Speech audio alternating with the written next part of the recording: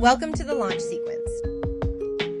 Hey y'all, welcome to the first iteration of our Launch Sequence podcast. My name is Michael Hoyt. I am here with three other incredible tech leaders in our space, and we're excited to bring you Q4's Mastermind. So first and foremost, I am joined by co-founder and chief spear fisherwoman, Elaine Zelby. She tells me anytime you are leading go-to-market at an early stage startup, you are essentially just spear fishing. And you can find her and check out her business at TofuHQ. They're in the AI marketing space. I'm also joined by fellow North Carolinian, Thomas Sellers. Right, he leads pricing and packaging over at UiPath and is also assisting a number of early stage companies in finding their best pricing and packaging and go-to-market motions. And of course, you recognize her from the Atlas team, but she is our head of design and product, Laura Cruickshanks. And so today we've got a few excellent and juicy topics to unpack for you that made up a very interesting Q4. We, of course, want to roll out what we believe are the impacts for y'all in terms of running your business and founding your companies and what you should be paying attention to going into Q1 and 2005. Let's get into this before one of us has to bail out because they're sick. So first topic we should talk about today is the end of the year reporting that's come from a number of tech companies in the space, software companies specifically, that are either public or going public. And let's focus in on two today, Doximity and ServiceTitan, right? Obviously, ServiceTitan making waves in the past few weeks with announcing its upcoming IPO and the metrics behind what are taking them into the public markets. And you'll see here, Jason Lemkin's recent post regarding Doximity, a LinkedIn for doctors, and their metrics ending the year. And I think there's a couple key trends here that are worth pointing out. Elaine, I'm going to send it to you first, and I'll kind of toggle back and forth between the visuals here, but teach us a little bit about what you feel like you're seeing in the software market as it pertains to companies going public and what that means for the rest of us. Well, first, I think these two tell an interesting story because I love unsexy businesses. And I think if you think about LinkedIn for doctors and quite literally like scheduling and payments for small like HVAC companies, roofing companies, things like that, those would probably fall under the category of less than sexy. And I used to do a podcast called Unsexy, and the whole pitch was showing how sexy unsexy can be. And I think what you're seeing here is the reason why. There's an old trope of there's riches and niches. And if you think about serving the entire audience, the entire world, you're not going to serve certain niches very well. Doctors are very particular in everything, how they connect, who they care about. You don't find doctors on LinkedIn because for them, they're not looking for a job. My parents had me in medical school. I come from a family of doctors. And I always joke they could never understand when I was interviewing because they've never really had to interview for a job their whole life. It was a path. You go to college, you go to med school, you get matched for residency, you go and start at a hospital or start at a practice, and that's your life. And there's no need to be on LinkedIn because usually the job to be done is I'm looking to get a job or I'm looking to hire people. So what do they care about? Well, they care about different things. And can we build a similar thing, but can we port that over to this very large audience of people? Another one that I think would be very interesting is there's over 1.3 million people that work in the US government. Can you create a LinkedIn for them? You know what I mean? Like if you can find these massive pools of people who have certain things in common, but very different needs, I feel like you can create this type of community for them and monetize it very well. LinkedIn, I always joke, is quite literally the monopoly that nobody talks about as a monopoly. They have no competition and they are just milking it. If you look at their revenue graph, it is bananas. I mean, year over year, continually, even after Microsoft bought them, which most people forget. On the ServiceTitan side, similarly, if you look at the millions upon millions of these small businesses that serve mostly, consumers for things like roofing, HVAC, plumbing, pool servicing, all that, they have the same need. They need scheduling, they need communications with prospects and clients, they need billing and payments, like invoicing, and then they also need marketing services. And if you tie that all in a nice, pretty bundle, but then you also have sections where this is your solution for electrical, this is your solution for HVAC. Now you're speaking their language. And to me, again, it's such a wide TAM, but a less than sexy market where you just package up the three things they need. And as you can see, they're doing almost $700 million in revenue, growing still at the time they go public, 24%. So sometimes being in the less than sexy space is actually really great. So the one thing that I think is incredibly interesting about these, as well as a few other businesses that I've actually been watching, is what you're actually, at least to me, what I'm kind of taking away is I actually am starting to see, I think that Kyle Poyer mentioned this as well, is some of the numbers here are a little bit different than what we used to see 2 or 3 years ago. You'll tend to see revenue growth a little bit slower. You'll tend to see companies trying to emphasize a net positive cash flow, so minimizing their net loss.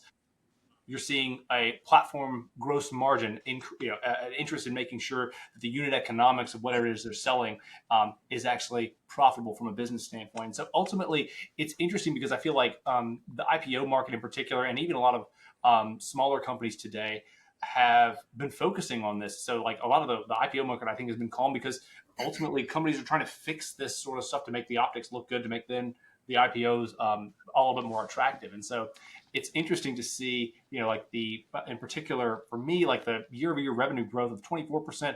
It's not exactly as high as like what some of the other companies used to be a couple of years ago with the zero interest rate policies in place. And so it's funny to see, like, I think companies are now stabilizing around these more reasonable, business metrics.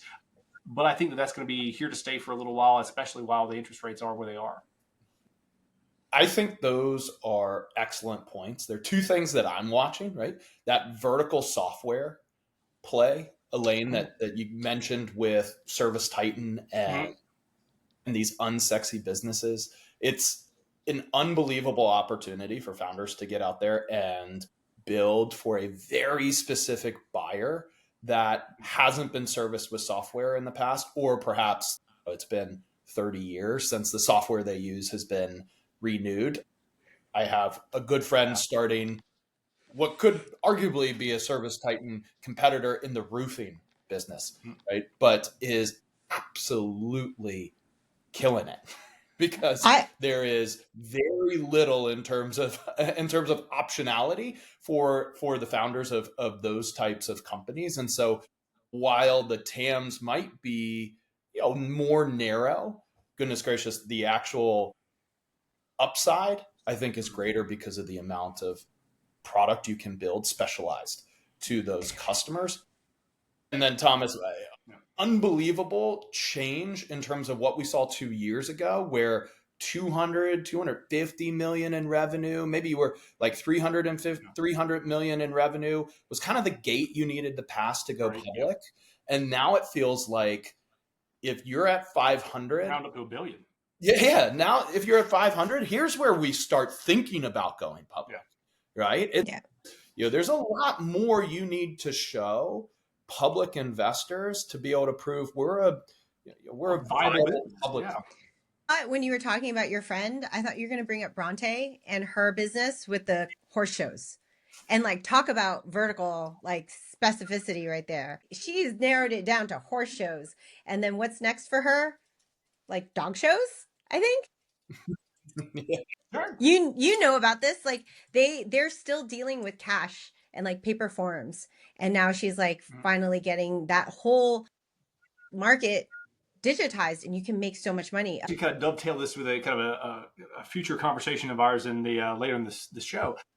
But what's really interesting, and I think that Elaine, you probably agree with this too, is especially these niche markets where these businesses are just serving, basically they've got this competitive moat that's, they're first to market. They basically are the market leader in all these spaces. And they're going to have lots of customer data. They're going to have a lot of, in Service Titan's case, they've got they've got contractor data. And so it's going to be really interesting to see, they've got this opportunity now to basically have using AI agents that are actually tailored to their specific industries that they're playing in. You have better quantification of the value that AI agents deliver when they actually accomplish something. So it's really interesting. You'll actually have these more interesting monetization models of like outcome-based pricing that can occur in these sorts of niche markets because you know the value that you bring to your customers. Yeah, agreed. So what does this mean for, I guess best question to ask first is, do we believe this is the new normal? And if so, for how long? Right? We're talking about elevated revenue rates, extremely solid net revenue retention, growth that is a bit more realistic. But Thomas, as you said, maybe like 5% kind of on the low end year over year. Is this the new normal, and for how long? I feel like it's the fiscally responsible thing as like the new normal. I mean, I think about back in the day when people were trying, like when PayPal was starting, and they literally gave you $20 to spend, like out the gate, right? Like literally buying customers to their platform. Was that I mean, that just kind of bolstered their numbers, like their growth. It's a little bit fake because they're buying it. So I do feel like it's a little bit more realistic and fiscally responsible. Perhaps.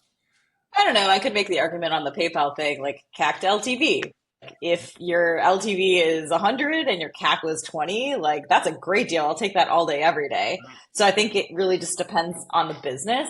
I think Yeah. what's been the most interesting trend for me is before a long time ago, obviously in the late 90s, it was a complete different story in terms of when a company went public. Like they were nowhere near even the 100 million ARR mark ARR wasn't even a thing, right? It was selling packaged software, not even that. With, I would say the last decade, there was typically this whole concept of after you hit 100 million in ARR, then you're a candidate for an IPO. And I think that that's probably not the case anymore. And I think that we've seen companies holding on a lot longer, mostly because of some of the uncertainty and volatility in the market. I think now with the administration change, who knows, but that's going to obviously play into this. It'll also play into, I think one reason to go public for some of these companies is it gives you this cash infusion to do M&A. And I think in this environment where M&A is going to become much easier, I do think we're going to see, I think the IPO window already is starting to open up, but I think one of the reasons people will take it is specifically because now we can go and grow by M&A, where before that was kind of a closed door. Yeah. No, I would second that point too, just because, like, again, I think that we've got a cool IPO market for a little while now. Ultimately, I think that the biggest driving factor has been the interest rates, because essentially, back in the early 2000s with the lower interest rates, again, investors had money that they wanted to put somewhere to grow. And the IPO market was hot because you come with a halfway decent value proposition, grab some money, hey, maybe we take this thing to the moon. And so I think nowadays it's like, investors have attractive alternative investments to companies. They're even safer, they have halfway decent returns. And so ultimately you have to prove that you're a viable business and you have a plan for that money to IPO. And so I think that that's something that, we're probably going to see the waters being tested by a couple of these options that are pretty safe. But I think that, Michael, to your point, it's like we probably see revenue numbers a little bit lower. Maybe revenue growth could be a little bit higher if you have lower revenue numbers. It's easier to grow faster when you're smaller. But it'll be interesting to see, again, with the administration change, it should be a little bit more favorable to businesses. We should start seeing more and more after these proof point IPOs go out the door. Then I think that we're going to see more and more traction there. But it'll be interesting because I think that ultimately companies have been trying to work on getting their profitability numbers right, getting their net losses right. There are some companies that are doing it, and there are some companies that aren't. I think those are going to be the ones that are targeted for a good M&A. Yeah, no, it's a great point. And I want to just move on to my last question here for you guys. Kyle Poyer just came out with some really excellent research and data around, okay, if we take the other side of the market, the other end of the market, the early stage, what those benchmarks are starting to look like in terms of, hey, once you reach certain revenue marks, and of course, as you're looking to raise money, what are the metrics that align with potentially good, but obviously we're all shooting for great. And so my last question for y'all here is, what does that opening of the IPO market, and the M&A market mean for founders, albeit perhaps at different revenue marks? What do these benchmarks in the early stage mean for founders now? And what would you recommend that they start to pay attention to going into the next fiscal year? There's a lot of good questions there. I broke the rule. I'm only supposed to ask one question. Yeah, I one at a asked time. 5. I'm really interesting. Yeah. Like, pick one. This is like a lottery. You want to say like early founders? Because like, let's say that, you're just starting something up. You're basically in one of these, FANG type companies that you're peeling out. You want to do your own thing. You see your opportunity in a niche place. And ultimately, I think for those people, what's going to be really interesting is you're going to see these IPOs occur. You're going to see maybe VCs getting a little bit more active. And then your early stage startup could be an acquisition target. It might change your exit strategy. So I think that if you're seeing, let's say, if you're in one of these type companies where you're a founder, early stage, but you've actually got some solid traction, I think the story could be the same. Ultimately, you could be, acquired, change your exit strategy because, again, larger companies that are looking and trying to grow at a quick pace and, again, needing to prove it for their public investors, it could be an option for them. So I think that's something that at least it changes, how you might want to run your business or exit your business. I mean, I'll have a hot take on this. So I think anything below growth stage here is absolute BS in the sense of it does not matter. It is literally throwing spaghetti at the wall when you're super early and you're growing in these like weird, founder-led sale motion. It's not like under $1 million ARR. It is nothing that is a repeatable, understandable sales motion. It is quite literally figuring things out, hoping that you have some kind of hook and entry point, discovering who your ICP is. You're not going at zero and saying, here's my ICP, here's our sales motion. Like that is not realistic whatsoever. Even in the early growth phase, you're just starting to go and hone in on a direction. Still, I'm going to argue sub 5 million ARR. You do not have a well-oiled go-to-market machine. You do not have things that are repeatable in processes. You're throwing humans at the problem. You're not measuring ARR per full-time employee. Like those metrics just don't matter. And what does matter though, momentum, how you compare against other companies in your space. Are you in a good space? I mean, market trumps everything. I've always joked to people, you could have awesome founders and an awesome product in a bad market, and that company will fail. You can have mediocre founders and a mediocre product in an awesome market, and you can have a great company. And so to me, a lot of that early stuff is figuring out, are you in a good market? Do you have a product that's resonating with people? And can you kind of find your way there? When it comes to the growth stage stuff, like this is where things matter. And what's fascinating about some of these benchmarks, and I think what we're going to see, what we kind of started to see in 2024 and going into 2025 is Gen AI is breaking this completely. And it's breaking it in ways that I think are very unhealthy in the sense of investors keep talking about, we've never seen companies go from 0 to 10 million ARR in the span of, 9 months, 12 months, whatever. Sure, but how much of that revenue is going to be retained in 2 years? I do not think a lot of it. And I think it is screwing up people's mental frameworks around what they should look at, what they should benchmark. It's also screwing up how other AI companies are trying to grow. Because as opposed to saying, we're going to take sustainable growth, still venture scale sustainable growth, but we're going to focus on revenue that's going to retain, that's going to expand, that's actually going to go and get us where we need to go. Wildly different. Now, when we talk about outcomes-based pricing, I think we can have a different conversation here, but I do think that you're getting these polar opposites where you're having companies that are Gen AI doing stuff that's just like, whew, and then you're having the rest of the world that's coming out of this pullback. Yeah. I'm kind of curious your thoughts on that, actually. So really, there's only a couple of massive companies that are building foundational models. Everything else is basically just a pass through with some prompt engineering on top. And so, I mean, I'm waxing poetic here, but it's interesting because like a lot of those companies that are actually just doing the prompt engineering on top, the gross margins are going to be extremely hard because companies just haven't proof of concepted these new solutions yet. So they don't even know the value that they're going to be getting out of them. So I think that it's like the 2024 SaaS benchmarks are like pre-Gen AI proof of concept, real ROI being understood. And then we'll have hopefully maybe that's to be the 2025 prediction, is actually getting a better understanding of these actual Gen AI implementations and the real value that they actually generate. Yeah, that's something that I've spent a lot of time talking with our investor friends about, is what do we feel like the actual real revenue of these Gen AI companies are versus the revenue that will churn, right?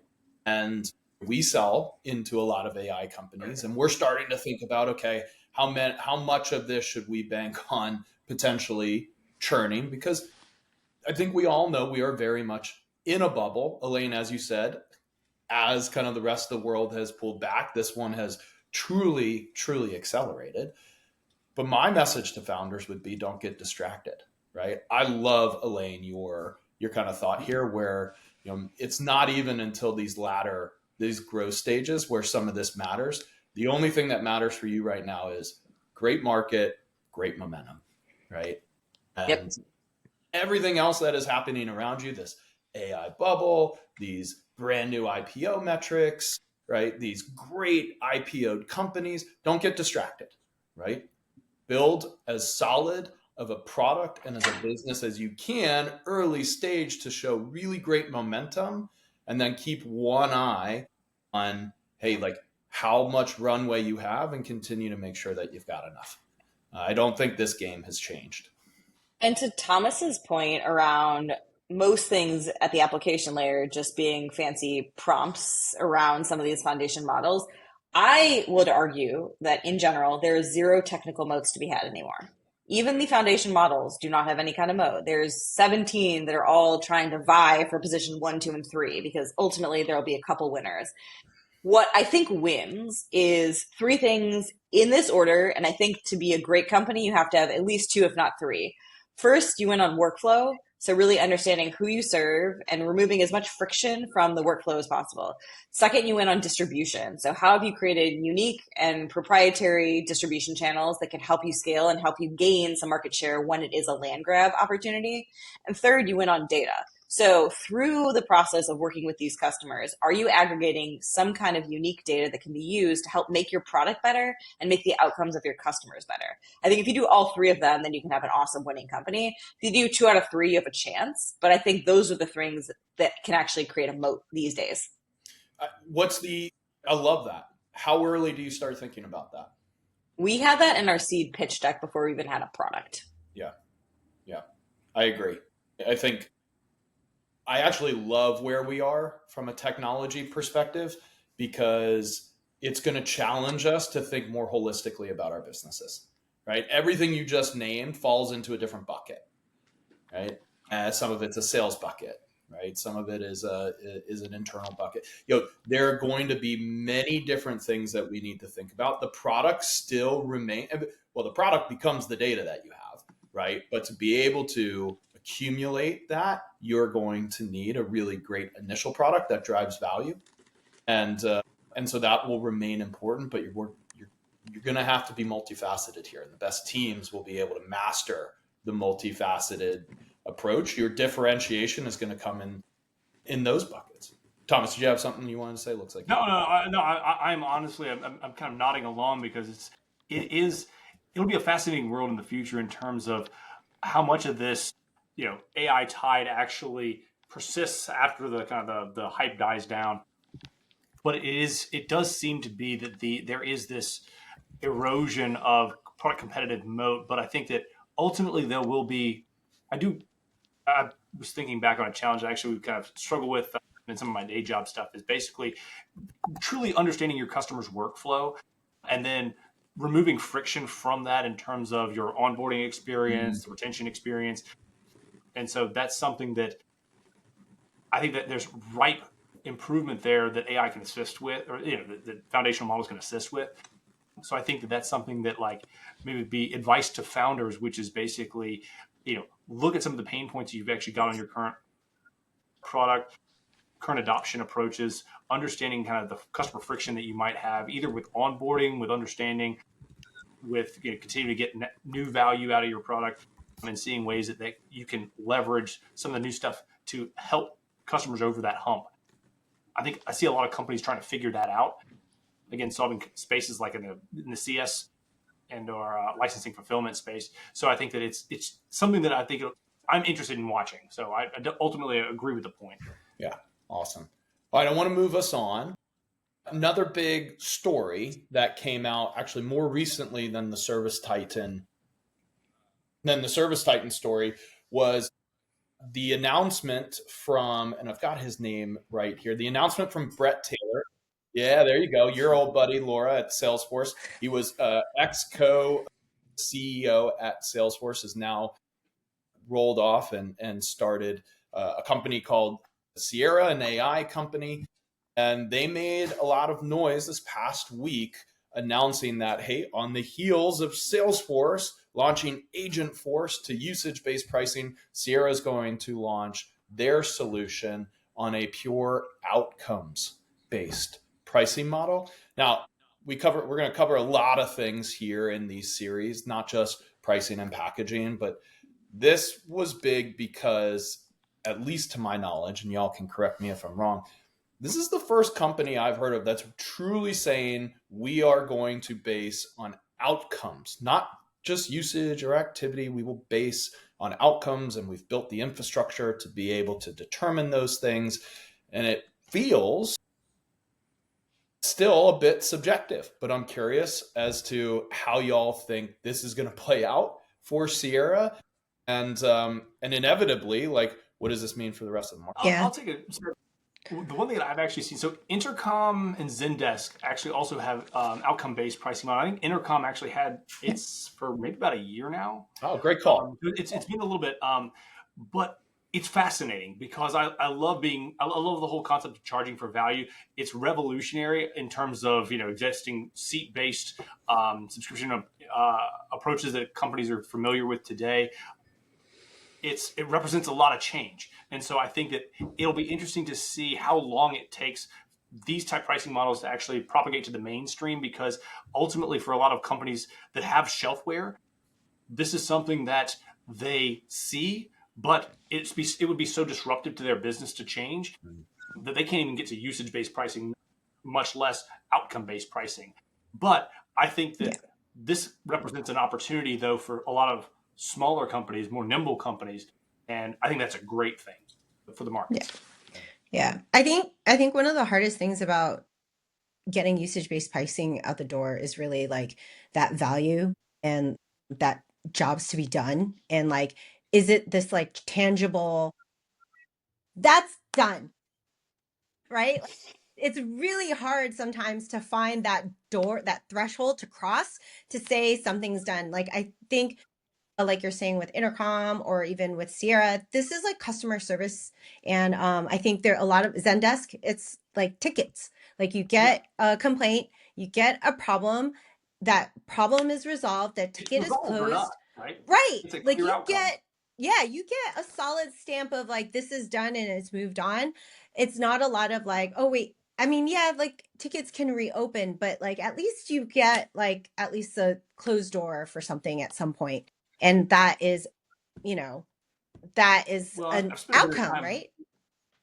Well, I've spent a bit of time looking at Salesforce too. To memory serve, Agentforce charges based on conversation. So it's a usage-based model, right? So whether or not that conversation was useful was irrelevant. You're still going to get charged that rate, that $2 rate. Right. And so I feel like that's something that I've seen a lot more prevalent, or a lot more companies doing that approach, just because it correlates with cost. So again, if you can't clearly define your outcome, you're going to have a lot more going into this not completed, no charge, and getting costed for on your back end than you are going into a completed bucket and getting charged.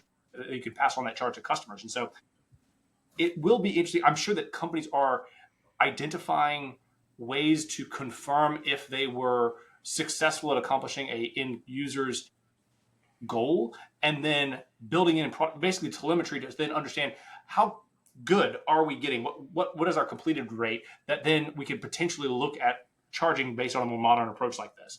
But I think this is something that's going to be far in the future, 2-3 years out. We probably still won't see a massive shift, is my hypothesis yet. I'm gonna build on your take, Thomas, with my own hot take. Let's take a step back. Everything we just discussed, Zendesk, Intercom, Agentforce, Sierra, what do they have in common? They're just customer support. So cool. We're going to do outcomes-based pricing for customer support. Like, great. Like, go have that. Give me the entire rest of the world and explain to me how outcomes-based pricing is logical in any way, shape, or form. The only other industry that does this that I'm aware of, also, sorry, caveat, B2B. Consumer, I can actually see this working great. Meaning, if you are trying to book a reservation and you have some kind of AI agent, outcomes-based pricing for sure. Like, book me my appointment, do my, whatever. That makes sense. I'm talking B2B. The only other place I've ever seen people do this historically is these horrible companies that are like your outsourced meeting bookers, where they're like, we will pay, you only pay us when we book a meeting for your SDR team or your sales team. Cool. That's another area where I could see some of these AI SDR companies saying, hey, you only pay for book meetings. I think that's going to be real hard because the price point you're going to need to pay per book meeting to make these companies make sense in terms of everything, given that they're kind of spraying and praying, which has diminishing returns right now. These channels aren't working very well. I think that that's going to be hard. So my take is, yep, customer support makes perfect sense. Everything else, not so much. I'm with you. And that comes from a guy who's building product to support stuff like this. But I believe that this, outcome-based pricing is still so subjective in 80%, maybe 90% of use cases, right? And I also believe that subjectivity is not just, may not just risk your like customer experience because of the friction that might cause, but it also might prevent you as a business from extracting wallet share that is valuable for you, or that you're at least driving some value to, right? But if the outcome's not there, then of course you get nothing, right? Think of like, hey, the AI SDR bit, Elaine, I think that's a great example, or like a SDR copilot or any sort of copilot, right? You as the product builder are not in control still of of how good the human is that uses your software, right? And until you are completely replacing that human, there's outcome bit is still very much reliant on how good that human is. And I have some hilarious stories on that in particular. Multiple. Like one that ties directly in is we can't control quality of email templates for Tofu that we're personalizing. yeah, The customers will be like, this didn't increase our meetings. And we're like, let's take a look at your emails. And we're like, these emails are horrible. That's why. Like they weren't performing without personalization. They're not going to perform now. My funnier story was we had one customer, big company. And they're like, hey, we're finding that there's one thing that's not following our style guide in the content. I can't remember which, but they're like, we only use sentence case and not title case. And I was like, okay, let's go take a look. So we go and look at their style guide. Their style guide does not follow the style guide. Their style guide was in title case and not sentence case. I'm like, no wonder it's getting confused. We're giving it directly conflicting information. So to your point, while we still have humans in the loop, stuff's going to break. And it's, we might not be able to boil it down to this cut and dry, but my opinion is if you have humans in the loop as part of a process, in which you want to charge outcome-based pricing on, it's not a good fit for you. And now I do think that there are going to be, I'm a big believer in, our AI overlords are coming sooner rather than later. I do think we are going to live in a very agentic future sooner rather than later. But even in that world, I still think that this is probably a minority of business model as opposed to still, where I do believe like a usage-based model, different for everybody, but a usage-based model will probably be more prominent. And then I do think that like a seat-based model persists and has in some regards value. But Thomas, to what you said, I do think some of these companies who are hiding behind their shelfware, who are also very powerful, are going to take some time to, you're going to pry the seat-based model from their cold dead hands. I think, Ali, what I do really love about these outcome-based approaches, though, is the transparency. And I think that ultimately, and I guess did some digging at some other larger enterprise companies, and transparency is not the name of the game in large B2B enterprise software. And so I think that that is something that is at least a trend that I hope to see continue.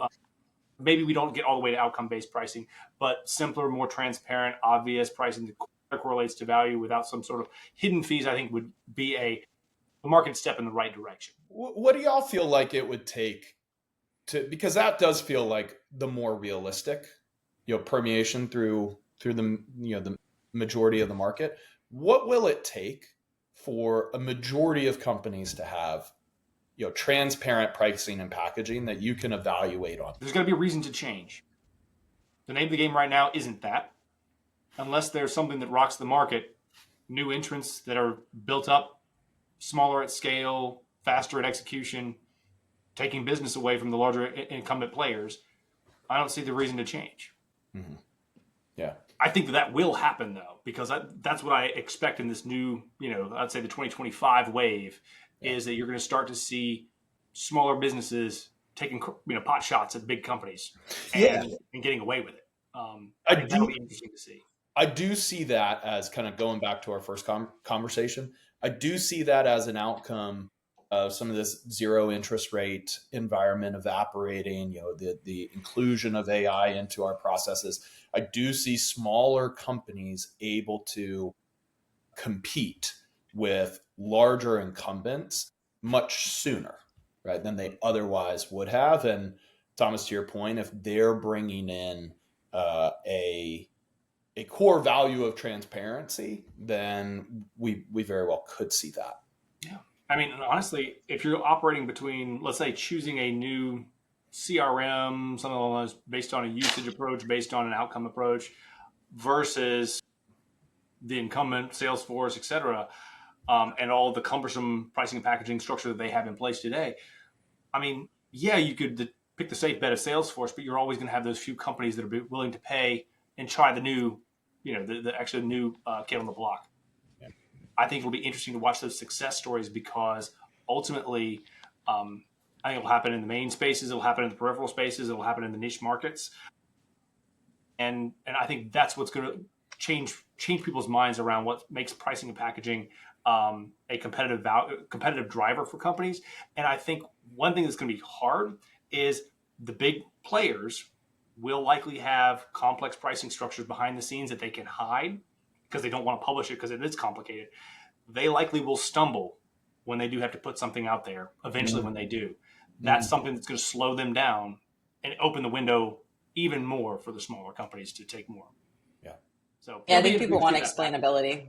Yeah. It's like, from just transparency, it's like explainability and being able to then take that back internally and say, where is value captured? Where is value accrued? And do those two things align? And if so, then it makes sense. But to both of your points, I do think startups have this ability now to, people get sucked in the feature parity rabbit hole at some point. But if you can get good enough, but also at a price point that's wildly different from any historical incumbents, you have a pretty good shot at getting people to take a second look.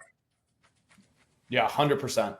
100%. I think we'll see challengers coming in at almost like entry level price points, and their margin percentage may even be better than their incumbents at that rate, just because of how building companies right now as early stage companies is drastically different than it was 10 years ago, and the tools and the resources available to us. So I love those.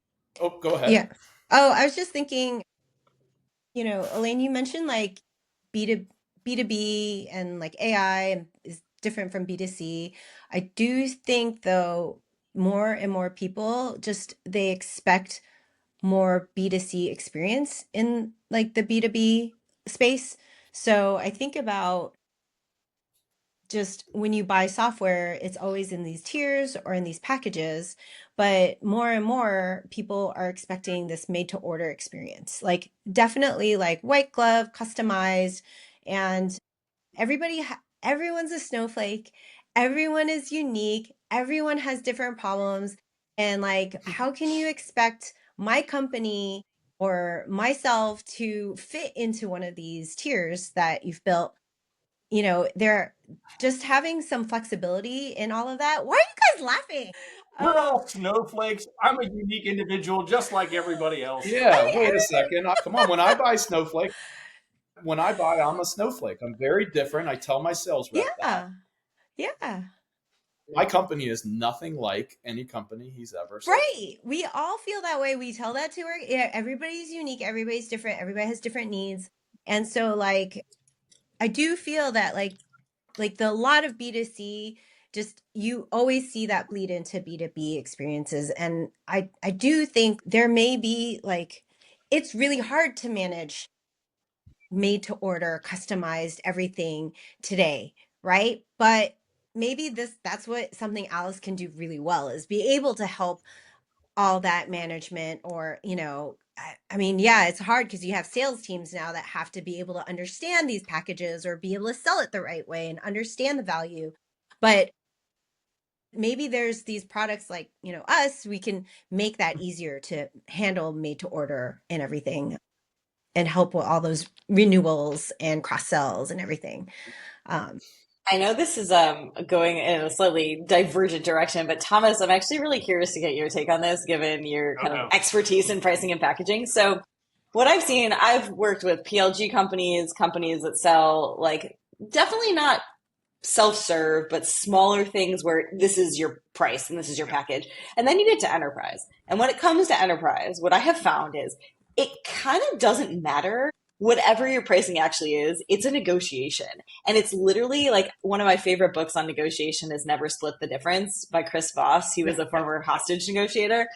And I come back to this so frequently because so much of it is this performance. And it's a performance by the buyer and the entire buyer's team. It's a performance by the salesperson and their executive team. And I feel like that's more important at some point than, and playing that well, than the actual pricing and packaging.